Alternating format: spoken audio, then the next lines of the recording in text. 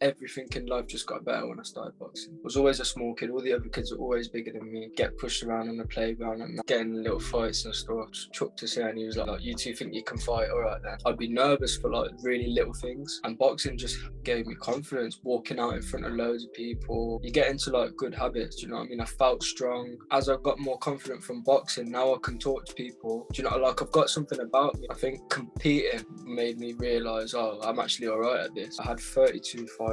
I won a Hall Box Cup silver. I won the Midlands like 10 times. I just want to give it my all for as long as I can. If it ain't enough, it ain't enough, but I would believe it will be enough. I'm going to have no regrets by the time I'm finished with boxing. I'm Callum Singh. My pro debut is on the 16th of December at Sports Connection in Coventry. I want to be hurting people and getting people out of there. I will be at flyweight. I'd love to be a world champion. I believe that I'm definitely capable of that.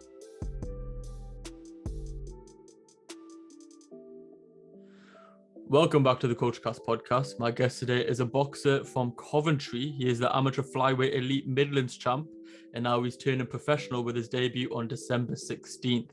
Welcome, Callum Singh. How are you doing, bro? I'm good, thank you. How are you? I'm not bad. I am not bad. Obviously, as I say, amateur, you were champ in the Midlands. Now you're turning pro on December 16th in the hometown of Coventry. So we will talk about that shortly. But I like to start each podcast just talking about baby Callum. What was your upbringing like? What was your, your childhood like? What were you like as a kid? Just normal kid, really. Do you know what I mean? Grew up just me and my mum. Just nothing like crazy or mad. Just messing about. Do you know what I mean? Going to school. I was getting little fights and stuff. And ended up in the box when I was about 12. Ended up in the boxing gym. So at 12 years old, getting into the boxing gym, is that because you were having your fights, as you sort of mentioned there, or like what sparked your interest into boxing initially? Not really because of fights. Like you just have school like fights at school and stuff. Do you know what I mean? Like, but I didn't go like off my own accord. I got took there by my uncle, so my mum's older brother. He took me with my cousin, chucked to say, and he was like, "Oh, you know what I mean? Like, you two think you can fight? All right then." You know, like one of them ones. Me being like just like arrogant little kid. I was just like, all right then, like we'll go. So I went, got filled in a few times in the gym. Do you know what I mean? By like because it was there was a few travellers there as well. So obviously like brown, Asian, and my cousin. So we've walked in, not many other brown kids, do you know what I mean? Travellers. And like, it was good though, do you know what I mean? Because you get, I earned respect in the boxing gym, do you know what I mean? Where, like, and I got confidence as well. So I was always a really scared kid, do you know? That's why I used to fight a lot, I think, because I was that scared, because I was scared. Like, but yeah, just went from there really. As soon as I went to the gym, I didn't really ever stop, just carried on. It is interesting because obviously when you go to the gym for the first time and you get filled in like you did, what made you go back the second time? Just so like everyone that was in the gym, like we all knew each other, like from the estate. Some people were from like the estate next to us, Kersley. I was at Exel, and like so we all knew each other, and it was like a bit of pride as well. You know what I mean? I couldn't just not come back. Do you know what I mean? So like, and obviously going to school as well. I used to see a few at school, or I used to play for my school team, and I'd play football and play against other teams, and I'd see them. Do you know what I mean? So I couldn't let that go. I had to keep going. It took me a while, but eventually started getting the better of people as well. When did you think? So obviously, like you said, that the first time you went wasn't the best experiences, and you've obviously get beaten up, which happens to pretty much most. Then you've sort of went because of pride, essentially, and to keep on going. When did that pride turn into passion? When did you actually start like enjoying it and thinking, you know what it is, I actually really like this, I want to get better at this, and I want to do this like a lot more to start competing or to take it like seriously? Or when was that sort of switch? To be honest, it was my coaches. they used to say to me, "Oh, like you've got long arms. Do you know what I mean? You've got, you know what I mean?" Someone's trying to ring me. So you've got like good attributes. Because obviously when I was sparring and getting my ass handed to me in the gym, it wasn't like no one's checking weight or nothing. Do you know what I mean? It's just you just get chucked in with the ring, see how you get on, kind of thing. But like then when I had my first fight, I stopped him in the first round, body shot, KO. I was just turned 12. No, I was about to turn 13, but I wanted my first fight when I was 12. I wanted to have it before I turned 13. Stopped him in the first round, and then I was just like, oh, you know, it started to click a little bit. Do you know what I mean? Then I went on to win my first 4 fights. So I think competing made me realize, oh, I'm actually all right at this. So was it more the taste of victory that was like, I like this feeling of winning and I want to keep on doing this because I like this feeling? Yeah, and and I learned that like I'm not always gonna win like in the gym.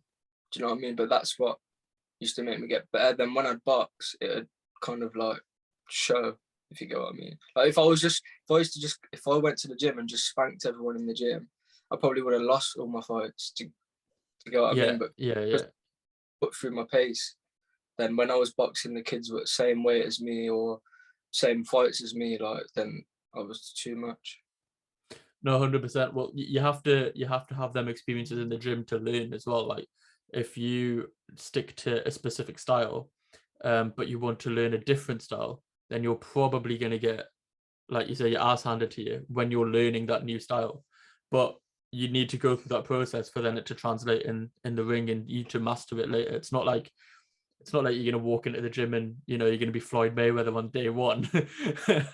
And I imagine that Floyd has obviously took some beatings in the gym as well, but it's to make sure that when it actually matters, when it's on fight night, that you get the goods. Yeah. There's something that you mentioned before about confidence, and sort of being a shy kid. So when you were growing up as a kid, like, was there any specific reason for that shyness? Was it like, and was it bullying, or was it just generally like, not lack of confidence, or? No, I think I was just naturally, because I was always like, even now, like I'm same. I'm tall, but like I've always been a small kid. Like was always a small kid. All the other kids are always bigger than me. Do you know what I mean? So like get pushed around on the playground and that. I wouldn't say bullying, but like as soon as like I felt scared, it was hands. If anyone ever scared me, my first thing was just to hit them. Do you know what I mean? So like that made me, I don't know, like I was just like, I would go to the gym for normal training and I'd have butterflies, like serious butterflies. I used to still go every time, but like I'd be nervous for like really little things to go. And boxing just gave me confidence, walking out in front of loads of people, not even just the fighting thing, but do you know what I mean? Just you get into like good habits. Do you know what I mean? I felt strong. So even though I was a smaller than all the other kids, after like a year or two of boxing, I knew I was fit. I knew I was strong. I knew I could punch properly. Do you know what I mean? Like when I used to fight, I used to always hurt my hands and stuff. But when I learned how to punch, or if it ever got into like altercation, like I'd be confident in my hands that they weren't that I could punch properly, and like my hands ain't gonna break straight away. Do you know what I mean? So confidence, that was the main thing for me. Did you find that as your confidence grew from the boxing gym, that your altercations outside of the ring were reducing? As in, like, I Yeah, could see like a little smirk on your face, so that means no. they did, because you know what it was. My first, I had the skills. Then I had my first fight against the same lad I had the skills with and stopped him.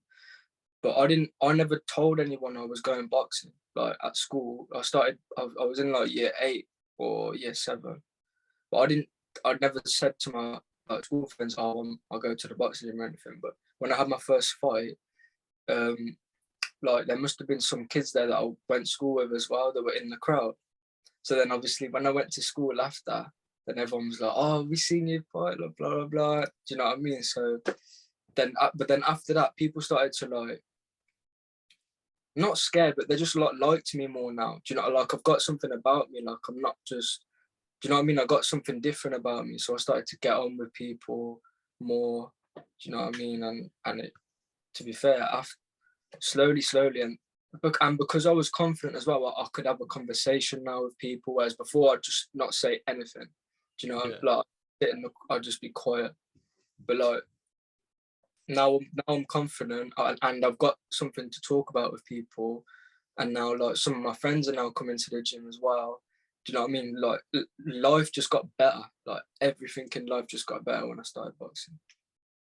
No, that is really good to hear, because that is the stories that you want to hear from boxing gym. Like I think there was an interview maybe around 6 months ago. It was on like Good Morning Britain or something like that, where I think it was Eddie Hearn on there, and there was another gentleman who was basically saying that the argument was funding for sports, and why boxing gets underfunded compared to other sports.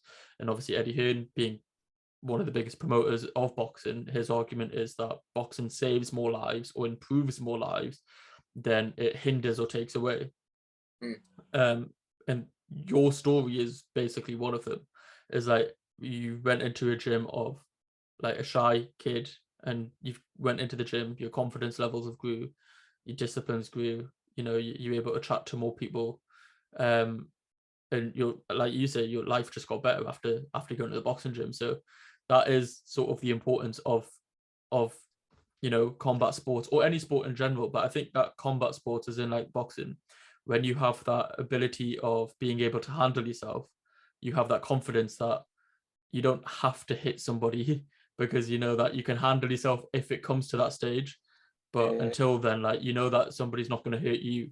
Whereas, like you said before, because you were so shy and scared, whenever you got a bit nervous, you'd lash out, probably in the fear of somebody beating you. Whereas when you know that, you know, like I got hands, I don't have to like I don't need to be scared, so I don't need to lash out, because if something does go wrong, I know I can handle myself. I'm not trying to put words in your mouth, but that's how I read what you've just said. Because I wasn't confident, and I wouldn't have conversations with kids at school or people. Like it just made things more awkward and more, do you know what I mean? Whereas as I got more confident from boxing, now I can talk to people. So like things are just more friendly. Whereas when like if you're in a room with someone else and they're not saying a thing, things are a bit hostile. So then naturally it's just gonna, do you know what I mean? Especially when you're kids, do you know what I mean? But like, and because I was nervous and I was just a scared kid. I don't know why, innit? I was just always a scared kid. But yeah. Do you find that as you said, the gym that you went into had like a lot of travelers that were in the gym as well? And obviously, when you're speaking to different communities, I'm guessing that it's probably like a diverse gym. Like you and your cousin in there, two brown lads. You've got a couple of travelers in there. The thing of being able to speak to anybody when you're in that gym environment, and there is a diverse amount of people there, when you're going to, you know, amateur competitions, when and they're being held pretty much everywhere. Do you know what I mean? Like little sports centers. I've seen a couple of amateur fights in a pub before, where they put the ring up in the middle of the pub and stuff. So you're always going to be floating around in different sort of environments, and obviously having to speak to a lot of different people in all these environments.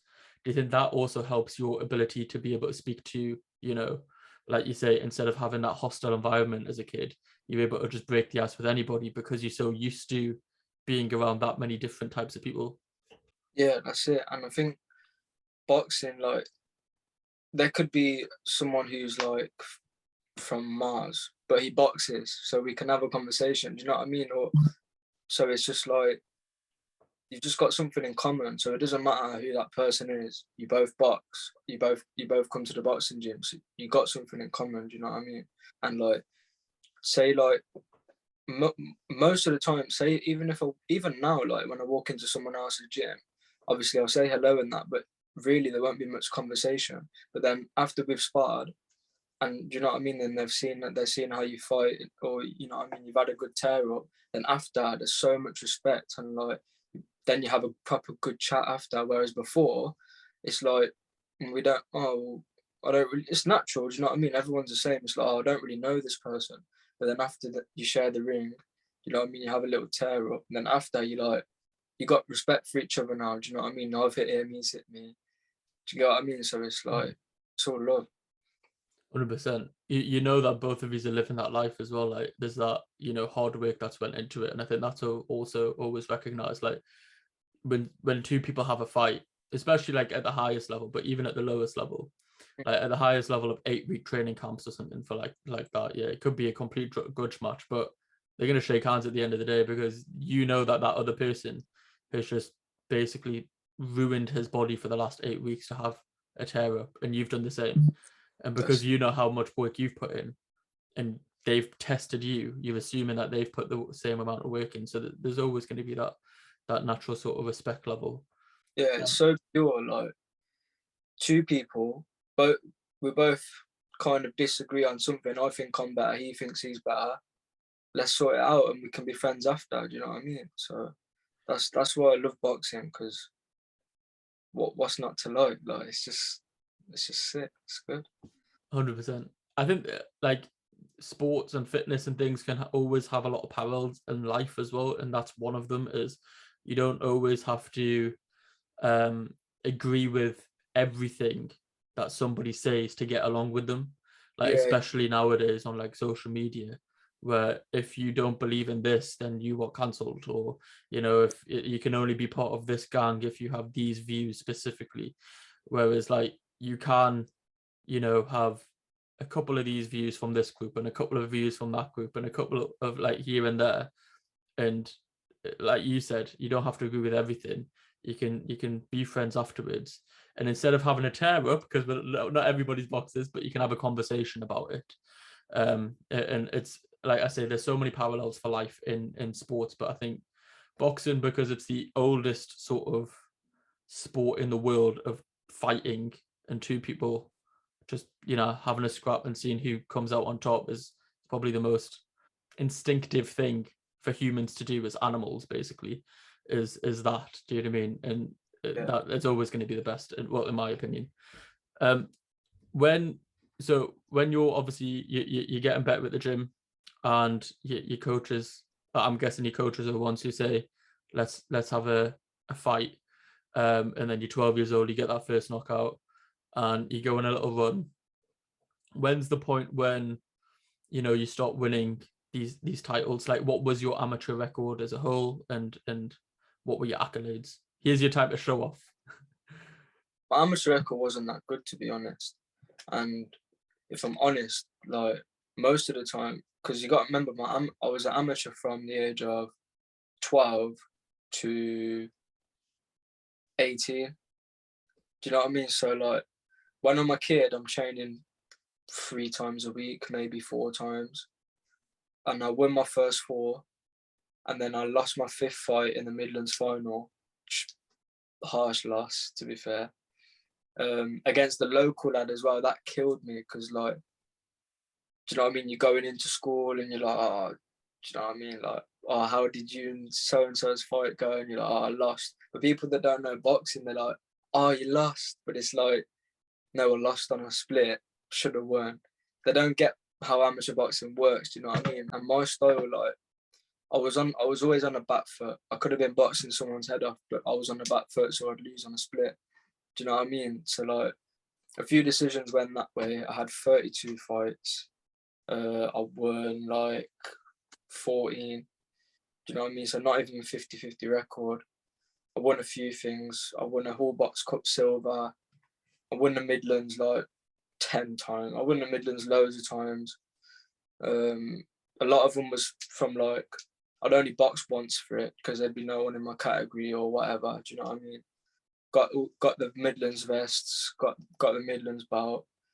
But like, I never really trained properly. I never really took it serious, because I always thought like, because I took a natural like taken to it. I had long arms.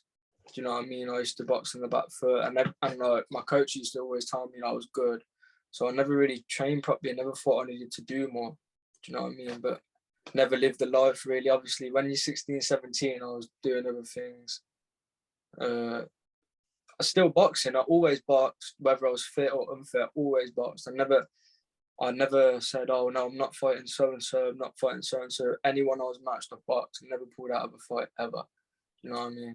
So, what you're speaking of, like, I didn't live the life, and you know, I wasn't committed and things. You're speaking like, obviously that's changed now, presumably, like turning pro and things. Yeah. What made you change from, you know, not living the life to living the life? Just understanding, like, okay, I'm good now, and I'm winning things, and I'm winning fights, and I'm beating people. Like, imagine if I actually, you know, dedicated myself 100%, like where I could get to, and like uh, a few like personal things happened in my life that made me think like I need to make this work. Do you know what I mean? But I don't want to get old and think, oh, I could have done more. I don't. Do you know what I mean? I don't want to be that guy. I don't want to be sat with my kids one day, like watching boxing on the TV. Like, oh, I remember him. Like, I could have beat him. Do you know what I mean? I don't want to be that guy. I just want to give it my all for as long as I can. Do you know what I mean? If I get filled in, I get filled in. But I'm just gonna give it my all, see where I get to. Do you know what I mean? And if it ain't enough, it ain't enough. But I believe it will be enough, and I'm gonna have no regrets by the time I'm finished with boxing. 100%, and that's the way it should be. And hopefully, obviously, you do reach the top. And but it is that age-old saying of hard work beats talent when talent doesn't work hard. And you can be the most talented boxer in the world, but if you're not living the life, and you're ballooning up in between camps and all these things, and you know, partying and things, it's just not going to work. There was, don't know if you're familiar with Tommy Morrison. He was a heavyweight boxer from America. He was in Rocky 4, I think, was the movie that he was in, or Rocky 5, one of them two. Not Rocky 5, because 4 was Ivan Drago. But he obviously turned out to be like I didn't know this at the time when I was like fucking 5 years old watching Rocky 5. I was like, oh, this guy's quite cool. And then later on, when you learn about boxing a bit more, you think, oh shit, he was actually like a really good heavyweight prospect.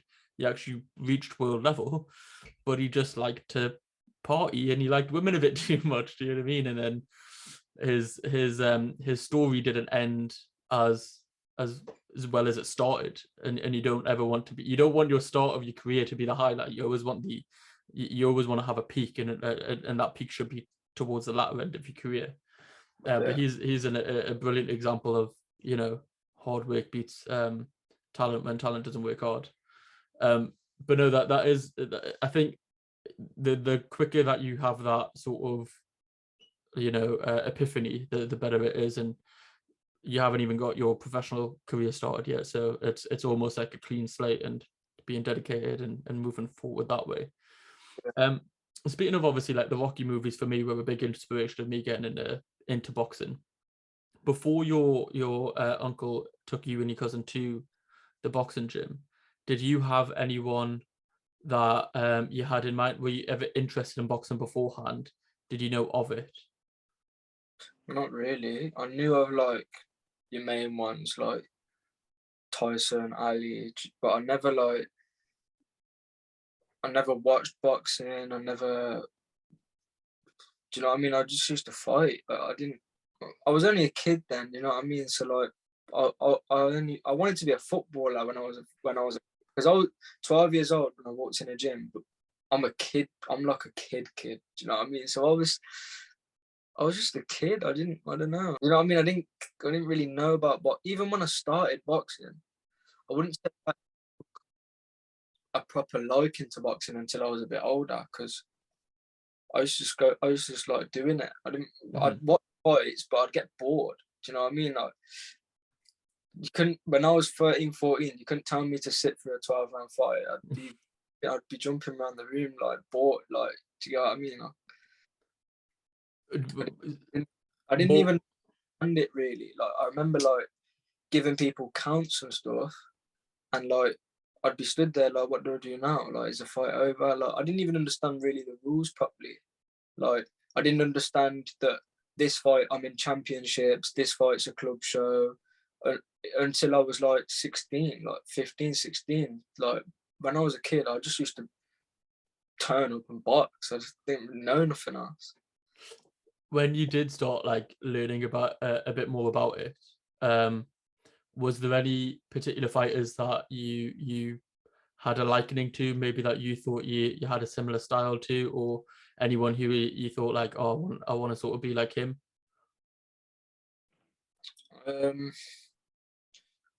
Not really, you know. I used to just watch everyone. So like my first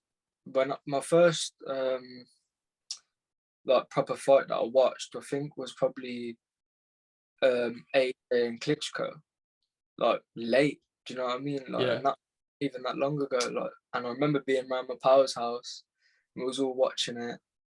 Do you know what I mean? That was when I started. Anthony Joshua was when I started proper watching boxing. So I remember watching him at the Olympics, and then obviously following his. Do you know what I mean? His journey. AJ was my first. Like I used to love AJ, man, because just the way he is, like I can relate to, like I just like him. He's just, you know what I mean. He's like stay humble, like all of that. You know what I mean? Like I think I like AJ. I still like AJ. I think for him, like it's he's had like a massive impact on boxing globally, British boxing especially. British boxing until he came around Mm. wasn't in the best of places, and you can see now the fruits of that. Like stadium shows are a regular occurrence almost. A lot of world champions in most divisions are from a British background. From all the way from your smaller divisions like flyweight, you've got Sonny Edwards, all the way up to heavyweight, you've got Tyson Fury, Yeah, and pretty much most divisions in between. So the impact that he's had, in my opinion, is going to be absolutely massive. yeah, When he came about, it's around 20 years after Mike Tyson. So a lot of the boxers of this era that we're seeing now, or the Mike Tyson era, a lot of the Mike Tyson era watched Ali. You're always going to have Ali watch Sugar Ray Robinson. I was about to say Leonard there, but I think it's more Robinson era, or he cited him as an inspiration at least. There's normally around 20 years between every like sort of great generation. And we're going to find that now of boxing right now is popping off. And mm, hopefully in 10, 20 years, we're going to see another golden generation because they're the ones who are going to be brought up on your Tyson Fury's, your Anthony Joshua's and things like that. But I completely agree because again, like I was always into boxing as a kid from Rocky and Ali and Tyson. Like dad used to tell me about Tyson, and I was just old enough to remember a couple of Tyson fights. But yeah, when AJ came back around, it sort of sparked my interest again of like, oh, I used to love this sport. Floyd was amazing, but you always just knew what to expect with him. It's just going to be like, right, chat a lot of shit. Everyone's going to buy the pay per view. It's going to be a boring fight, and he's going to win on points. So it's like nobody want to watch that. yeah. Floyd was sick. I remember watching Fury's fight against Klitschko, and at these times, like I used to just think, oh, Fury, a bit of a joker. You know what I mean? I thought he's not going to beat Klitschko. You know what I mean? No chance. But he done Yeah, it. I mean, and I I think was shocked. I was so shocked. I think most people were. The thing with that was is like he was a massive underdog. People obviously, with hindsight now, we can see that Fury's obviously one of the best technical boxers at heavyweight. But back then, it was okay. Klitschko's just got another defense. He'd been champion for 10 years, and it was like, right, there's going to be another guy. And then everybody woke up the next morning and heard of Fury's just beat Klitschko in Germany, and it's like, what the hell is just happening there? Do you know what I mean? Like, he wasn't expected to win. I love that though when like someone's young and hungry and they beat a champion who's reigned for how many years, like in all sports. Like Fury done it to Klitschko, even like MMA. Like I don't really watch too much of that, but I love McGregor. Do you know what I mean? Like I love the old McGregor. Do you know what I mean? When he beat Aldo, when they'll terrorized him all through the build up. Do you know what I mean? Got in his head, and then beat him. Like I don't know, that was in Ireland, I think, but still, like Aldo was the champion for time, and then he's just slept in. Like, I love that stuff, man. Everyone loves a good underdog story. When obviously through your boxing journey, like a lot of boxing gyms, you find that will just have like big names in them just because, you know, they'll go there to train and things, and it's a good opportunity for younger fighters like yourself to meet them. Having a look through your Instagram, there's been a couple like names that are on there. There's probably more that you've actually met.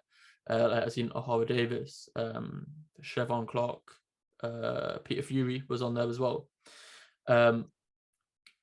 I don't know if there is any more, but when you're able to, you know, chat to these guys who were, you know, maybe a bit further ahead in their career than yourself, is there any is there any sort of words of advice that stick out to you, and who from? Um, You can Peter give Fury, multiple examples if you want, if there's a lot. Peter Fury was a good learning experience. He was giving me some advice on just movement, putting pressure on, like educated pressure. Do you know what I mean? O'Hara Davis was sick. O'Hara Davis is such a cool guy. I was a bit surprised because he's not, because obviously I only know, like when he walked in the gym, I was like, oh my God, O'Hara Davis. Do you get what I mean? And like, yeah, he was cool. He was just saying, look, be smart. His advice was, be smart with your money. So like, he was just like, look, when you turn pro, like you're gonna make money when you fight and stuff like that. Be smart with it. Don't party, blah blah blah. Do you know what I mean? Because obviously, assuming he's probably been there, he's like invest it or at least save it. Do you know what I mean? Do something smart with it. That was his advice. And then Chev Clark, he was cool as well. He just said like, listen to the right people around you, listen to people who care about you, listen to your family, listen to your coaches. So yeah, some good advice from them guys. No, that is dope, and sound advice from all of them. Peter Fury is has been around the sport for a very long time and knows what he's talking about. And yeah, I think the two from Chevin and O'Hara is more, you know, don't make the mistakes that we did. But it's all sound advice. You can only learn from other people's mistakes, and it saves you making their mistakes yourself. So I think O'Hara's had some, you know, public difficulties, you know, when he did have, I think it's fallen out with Matchroom and things as well. Like everything is really in the public eye, so it's hard to learn under that pressure. Like you think of boxing's hard, but when sometimes the pressure outside the ring is even harder because you know how to deal with the pressure inside the ring, but how to deal with the pressure outside the ring is sometimes even harder. It's tough, man, because like really we're all the same. Like obviously they're a lot experienced, but they was once me at one point. Do you know what I mean? Just young guys, bit naive. Do you know what I mean? Know how to fight, but don't really know how the business side of boxing works. Don't really know what kind of people are involved and stuff like that. Do you know what I mean? So like, yeah, it's like it's tough because there's a lot of things that go into boxing, like money and like just, you know what I mean, a lot of bad things, a lot of dodgy stuff going on, but like all we really know is fighting. We're always in the gym. We don't, so like it's important to like have the right people around you that can like look out for stuff that's going on. Look out, no one's trying to like, you know what I mean, try and do you dirty or anything. Do you get what I mean? So like 100%. Yeah, defo. Chev Clark probably had, I don't know, like, but obviously coming from the Olympics, then to turning pro, do you know what I mean? I'm sure he had like, sure he learned a lot through that process, like, because probably had a lot of attention on him or whatever. Do you get what I mean? I think mine was a bit more plain sailing. Do you get what I mean? Because of just turning pro kind of thing. So. Well, no, I think his advice of having the right people around you and listen to the advice is vital because you hear countless stories of, you know, grew up with this guy, he's been my boy from day one, and then I got to the heights and I don't know where half my money's went. Like you hear countless stories of that. So or just like, oh, I got forced to take this fight because, you know, everybody around me was saying that was really good, and then got knocked out, and nobody's ever heard of me since. Like, you hear countless like of these stories, and as I say, you want to learn from other people's mistakes instead of having to make them yourself. And that's the beauty of a sport with so much history, is that almost every mistake has already been made, so you can go through history and look at, you know, if you want to talk financial mistakes, you look at Mike Tyson and Don King. You know, if you want to talk about like mismanagement of a fighter, there's going to be countless examples of taking the wrong fight at the wrong time. But no, proper sound advice. So how old are you now? Right now I'm 20. Okay. There is a theme of a lot of fighters now turning pro younger. It used to be that, you know, staying amateur until maybe 24, 25, 26.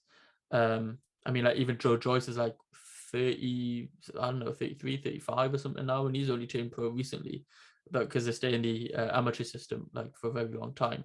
But there's been a theme recently of fighters turning pro young, and it's more like the Mexican style, I say. Like Canelo was fighting at like 15 or some shit in Mexico, like Ryan Garcia going to Guadalajara when he was, I think, 16, and then turning pro at 18 in the US. There was obviously countless benefits of getting so much professional experience under your belt. So when you do hit 24, 25, when you're probably hitting your physical peak, you're going to have X amount of experience underneath your belt as well. What was the main reason for turning pro, and did something like that come into your mind for turning pro this young? To be fair, I never really I never even knew about turning pro. I remember being a kid, like 14, 15, being in the gym, and I was just we were all warming up for a normal session, and I could hear my coaches at the side of the gym talking, and they were like, "Oh, if anyone's gonna turn pro out of this gym, I reckon it would be Callum." And I remember hearing it, and like being really like, I was, because I turning pro to me was like mad, like, but really now I understand a bit more, and it's like your nan could turn pro, like, you know what I mean? Like turning pro don't mean shit. Like anyone can turn pro. But at the time I was like, oh my god, yeah, as soon as I'm 18 I'll turn pro. But like it was just a mutual decision between me and my team. Like I've been sparring the up and coming pros, like they're like top 15, top 20. Do you know what I mean? And like couldn't really touch me really over 6 rounds, 12 rounds. Do you know what I mean?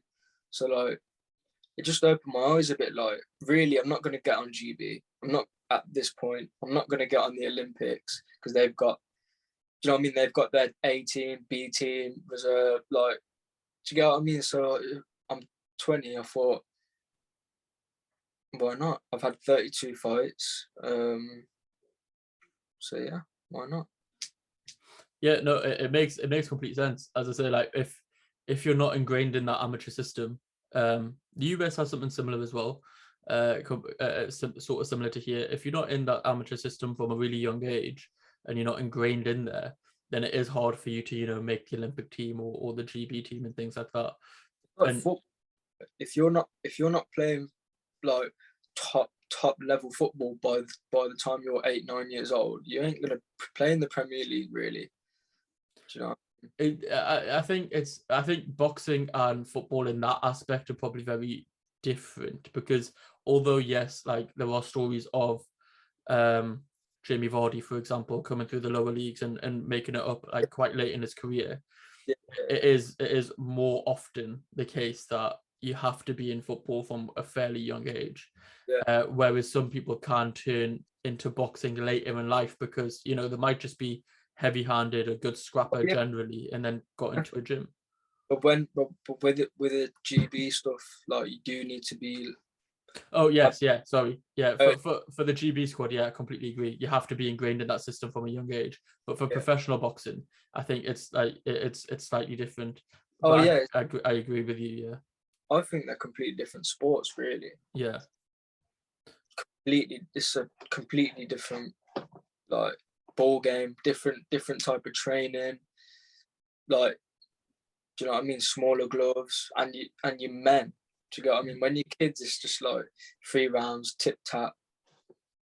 Whereas when you're pro and you got little gloves on, and do you know what I mean? It's a fight. It's not about do you know what I mean? It's not about tip tap boxing anymore. It's a fight, and it gets nasty. 100%. What's you mentioned difference in training there. What have you changed?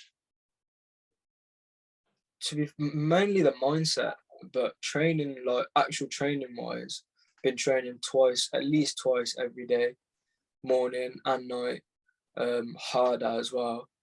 Running so often, sprints, swimming, strength and conditioning. All these things have been added. Obviously, but my boxing sessions come first and sparring. But all these things that I wasn't doing as an amateur, I never ran. Like probably rarely ran. Do you know what I mean? Never swam. Never cared about my diet, or do you know what I mean? Or weight. I used to cut weight in a shit way. Like towards the end, I used to do it properly, but do you know what I mean? Like I used to just because I didn't know. Like I wasn't educated. I didn't know or didn't want to know. Do you know what I mean? One of the two. But yeah. So I'm just different. I'm a different fighter now. I know everyone says it, but I actually train properly now, and I'm punching to hurt people now. Whereas before it was just everything off just reactions and off natural ability. Whereas now I'm taking the time to break things down, back to the basics, and yeah. You mentioned earlier that you're sort of a back foot fighter, more like an outside counter puncher. Has that style changed now that you've said like you've stripping things back and you're going into punch to hurt? Will your pro style be any different to your amateur style? And what do you think your pro style is going to be more like? Yeah, it's definite. I've still got it in the locker to be on the back foot and box off the back foot, but then I'll push them back as well. Whereas like in the amateurs, I'll just be on the back foot the whole time. Probably not even getting hit, but I just lose fights just being on the back foot. Whereas now I'm pushing people back, I'm hurting them, and it's just because I've been training. Really, it's literally that simple. Just because I've been training properly. No, it makes sense. Like the older you get, the more experience you're going to get, the more things you're going to learn, and you're going to rectify a lot of mistakes that you make early. It's going to happen with everybody in any sort of walk of life that they're in. Because of your longer limbs, when you were saying that you were like a counter puncher, that's what was like, I don't really get why, because if you have the long limbs, then surely you just want to be on the front foot, keeping them at distance with that really long jab that you've got. I seen a picture of you, like your fucking arms go down to your knees almost. You know what I mean? So that's probably helpful to have a good jab and keep that person away from you and sort of line up the right hand. But I was surprised that you said that you're more of a counter puncher, but it's both styles are good to have in your locker. If you know how to do both, then if you get into a tough little spot, you can go on the back foot and then go back on the front foot when you're a bit more comfortable, which is definitely good. How long ago did you decide you wanted to turn pro, and how long did that process actually take? To be fair, I'm still kind of in the process now. Okay. It's just I don't know if they've got like a long list, or I don't know, just a lot of it's I'm towards the end of it now. But like just a lot of back and forth, like sending letters, and I'm not even good at stuff like that. Do you know what I mean? Like just doing it wrong, then they're sending it back, and like, do you know what I mean? But it didn't take long to decide that I was going to do it. I just my style was just more suited to the pros. Like it's only 3 rounds, and do you know what I mean? I'd win. I don't think I ever lost the 3rd round, probably. Do you know what I mean? But like first 2 rounds, I'm still like I'm not even warm. Like, do you get what I mean? So it's I don't know, but it felt like the right time, and that's what I did. I don't, you know what I mean? I don't know. It's just what I felt like doing, so I done it. 100%. Is that backlog because of is that backlog because of COVID and things? Because I know there's like a lot of people are struggling to get all their paperwork done because COVID had like a massive backlog of fighters who wanted to turn pro. I don't know. I ain't got a clue. Do you know what I mean? Yeah, no, fairs. But we're hoping that everything's sorted by December 16th, right? Yeah, it'll be all done. I'm going tomorrow to my interview and then book my brain scan. But yeah, more than enough time. Perfect. That's what we like to hear. If I could ask a sort of, this will still be part of the podcast, more so just because I'm too lazy to edit it out. But if you could basically say the name of the date, the venue, it's your pro debut, and what to sort of expect from your professional career, and then I can sort of use that as a clip separate to the podcast, but we'll just keep it in because it's good information regardless. I'm Callum Singh. My pro debut is on the 16th of December at Sports Connection in Coventry, and it's on the. Oh shit! No, you're good. I think that's it. Do I need to say? No, that's fine. What can we expect from your pro career? Fireworks. Yeah. Yeah, I want to be hurting people and getting people out of there. So I want to be doing. What is the long-term aim? Where do you see yourself at the end of your career? To be fair, I don't know. Obviously, I'd love to be a world champion, and I believe that I'm definitely capable of that with dedication. But yeah, I think, do you know what I mean? Baby steps. I haven't even debuted yet, but baby steps. But my friend River, who I really look up to, he's fought for an English title. He's about to fight for a WBC silver and Commonwealth title. Do you know what I mean? He's achieved a lot. He hasn't even achieved what he wants to achieve yet, but in my eyes, he's achieved a lot. And if I can achieve probably half what he's achieved, I'll be very happy. And are you going to be staying in the flyweight division when you during your pro career, or are you dropping down even more? Yeah, so I will be at flyweight, but I can come up and down in weight. It's not a problem. I think that all fighters should be able to come up and down in weight. It's that's an interesting one that I've actually been speaking to a few fighters recently about, because well, I'm not sure if you know who Gully is. He turned pro recently.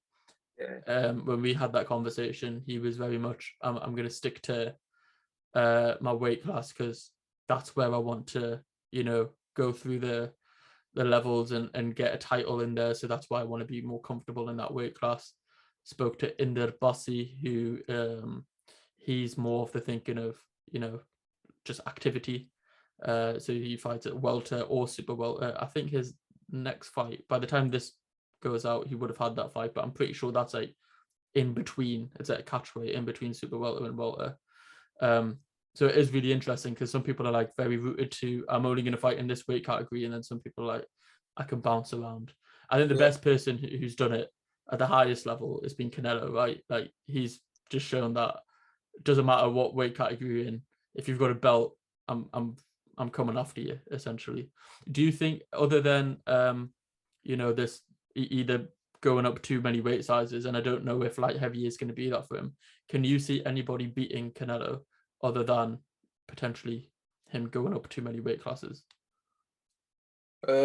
Yeah, because vice versa, going up too many weight classes, he'll get beat, and coming down too many, he'll probably get beat as well. Do you know what I mean? So it is always harder when you go up and then come down as well. He looked fine in the Triple G fight, but there's only so many times that you can pack on the muscle to go to light heavyweight and then have to strip all that muscle back to come down to super middle. Like there's going to be a point where your body's just going to be like, nah, fam, just stay in one weight class. Yeah, definitely. Like it's not even just that, but then doing that and then on top of training, like, do you know what I mean? Like I don't know how old he is, probably about 30 now, isn't it? He's probably over. I would like to think so. If he's 30, that's still a bit scary, just because he's been around for so long. I would say he's probably in between like 33 and 35, but I'd have to fact check that. Just Yeah, he's been around so long, but as I say, turned pro when he's like 16, so he might yeah, be. yeah. Boxing's tough, man, and like to put your body through that over so many years and then fight, especially the way he fights. Do you know what I mean? Trying to put pressure on people, like it might catch up to him. But I don't know what his diet's like. But Well, let's not talk about his diet, because he's got that Mexican beef in there from a couple of years ago, so that's probably how he's doing it. Allegedly, I don't know how. I don't want to get like I don't know. Yeah, enough said. Talking. That's it. In terms of my favorite division to sort of spectate at the moment, it's the lightweight division. I just think it's the most amount of highly talented fighters at the moment are in that division, with Haney, Tiafumo's just left, obviously Kambosos was in there, Loma, Tank, Shakur Stevenson. There's probably a few more.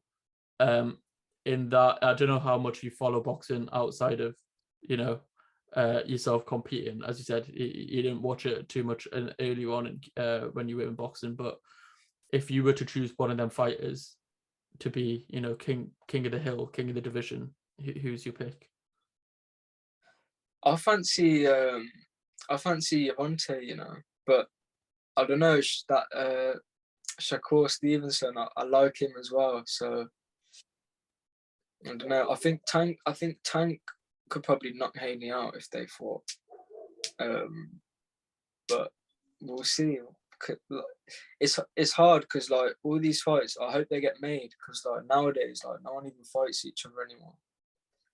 Yeah. Like, well, that's the thing. Literally, I think a couple of months back, we were talking about Errol Spence versus Terence Crawford and Fury versus Joshua, both being made, and both fell through. And like they're two of the biggest fights that, like in boxing, that could be made, and like they were so close.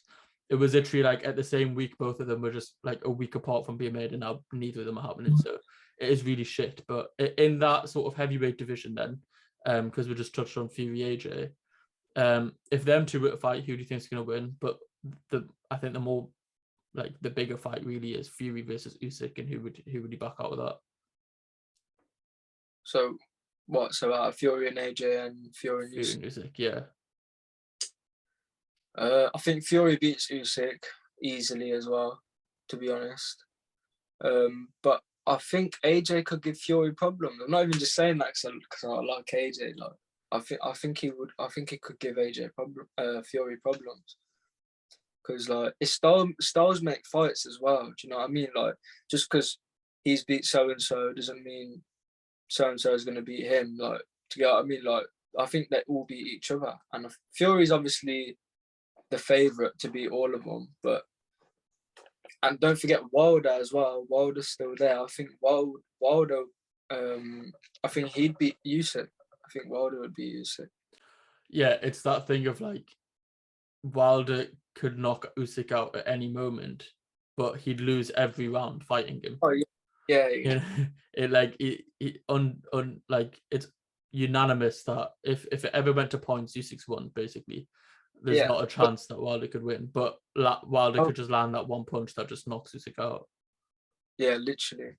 And like, because Usyk's a southpaw as well, obviously Wilder's open to the left hand, but Usyk's open to the right hand. Do you know what I mean? Wilder's got a very dangerous. I think he definitely punches the hardest out of all. I think AJ would beat Wilder, just because. Because I think AJ's a world class. I don't think Usyk's a world class puncher like that. He can hit hard, but like I don't think he would stop. I think he would, if Defo beat most of the top heavyweights, but I don't think he'd stop any of them. Yeah, it's well. I think he is more of the technical boxer, isn't he? Because he's covered up from the lower weight division as well. But It's He harder. does. No, But then, you know what I think it is? I don't think he hits ridiculously hard. I think his timing is just impeccable. So when you're the most, you don't see it, and when you're the most off balance is when he's connecting. So it has the impact of it hitting harder than it does. And I think the other thing is, and this is where I think Wilder would struggle as well, because you've seen AJ struggle, is the mental fatigue he'll put you in. Similar to Fury, is the movement is going to make you tired just from the like overexertion of thinking too much. I think we saw that with Bellew as well. Like when Bellew fought Usyk, for the first like 4 or 5 rounds, I think Bellew was probably winning the fight, but because it was that mentally taxing, you could see that within like 1 or 2 rounds, boom, his energy just zapped, which means that you're so much more susceptible to getting knocked out, which he did. And I think that's what happened with AJ as well towards the latter end of the fights. It's just that mental fatigue. I think Wilder would sort of come to that pressure as well.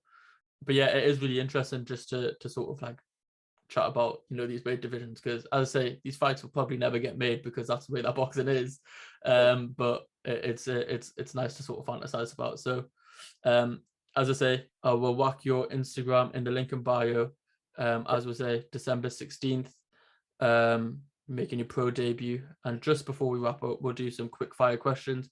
As the same 5 questions to all the guests that are on the podcast. So first one is, what are you most proud of?